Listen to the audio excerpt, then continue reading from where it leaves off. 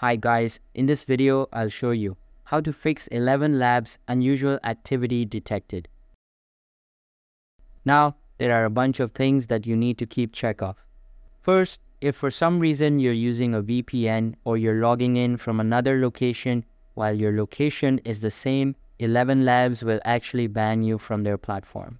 Basically, when using the free tier, if the abuse system has detected some unusual activity on their website on Elevenlabs, you will get banned.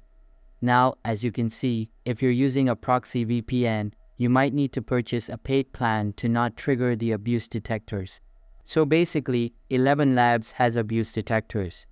They are basically AI-based algorithms that can see if you're using a VPN or not. Now, what does that mean?